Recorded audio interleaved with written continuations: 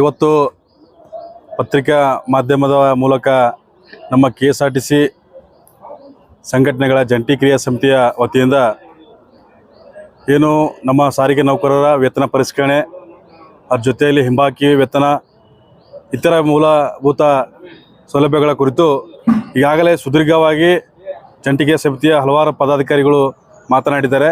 ಅದರ ಮುಂದಿನ ಭಾಗವಾಗಿ ಹೇಳಬೇಕಾದ್ರೆ ಇವತ್ತು ವಿಶೇಷವಾಗಿ ನಮ್ಮ KSRTC ನಿಗಮದಲ್ಲಿ 4 ನಿಗಮದಲ್ಲಿರ್ತಕ್ಕಂಥ ನೌಕರರು ಏನು ವಿಶೇಷ ನಮ್ಮ ಅವರಿಗೆ ವೇತನ ಹೆಚ್ಚಳ ವಿಷಯದಲ್ಲಿ ಸರ್ಕಾರ ಏನು ಕಳೆದ 2-3 ಸಲ ಸಭೆಗಳನ್ನು ನಡೆಸಿ ನಮಗೆ ಆಶ್ವಾಸನೆ ಕೊಟ್ಟಿದೆ ಹೊರತು ಅಥವಾ ಅವರ ಆಶ್ವಾಸನೆ ನಿರಾಸೆಗೆ ಮೂಡಿದೆ.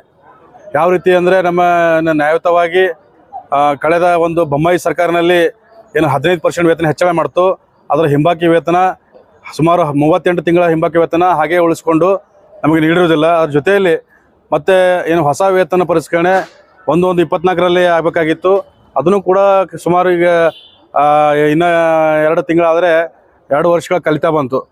ಅದು ಆ ವಿಷಯದಲ್ಲಿ ಸಂಬಂಧಪಟ್ಟಂತೆ ಸರ್ಕಾರ ನಮ್ಮ ಜೊತೆಲೇ ಏನಪ್ಪ ಅಂದ್ರೆ ಸರಿಯಾಗಿ ರೀತಿಯಿಂದ ಮಾತುಕತೆ ಆಡ್ತಾ ಇಲ್ಲ. ನಮಗೆ ಅನಿವಾರ್ಯವಾಗಿ ಈ ಹೋರಾಟದ ಒಂದು ಹಾದಿ ತುಳಿಯುವಂಥ ಪರಿಸ್ಥಿತಿ ಸರ್ಕಾರ ನಿರ್ಮಾಣ ಮಾಡ್ತಿದೆ.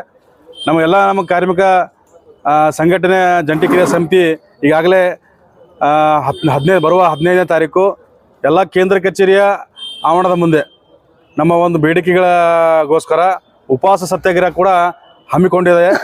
ಅದರ ಫಲಿತವಾಗಿ ಇವತ್ತೆಲ್ಲ ನನ್ನ ವಿಭಾಗದ ಈ ಕಲ್ಯಾಣ ಕರ್ನಾಟಕ ಭಾಗದ ಬರ್ತಕ್ಕಂಥ ಎಲ್ಲ ವಿಭಾಗದ 9 ವಿಭಾಗದ ನಮ್ಮ ಸಂಘಟನೆಗಳ ಪದಾಧಿಕಾರಿಗಳಿಗೆ ಸದಸ್ಯರಿಗೆ ತಿಳಿಸೋದೇನೆಂದರೆ ಆ ದಿನಾಂಕವನ್ನು ನಿಗದಿಪಡಿಸಿದೆ. ಆ ದಿನಾಂಕದಂದು ಆಯಾ ವಿಭಾಗದ ಎಲ್ಲ ನೌಕರರು ಬಿಡುವು ಮಾಡಿಕೊಂಡು ಬಂದು ನಮ್ಮ ಒಂದು ಹೋರಾಟಕ್ಕೆ ಏನಪ್ಪ ಅಂದ್ರೆ ಸ್ಫೂರ್ತಿಯಾಗಬೇಕು.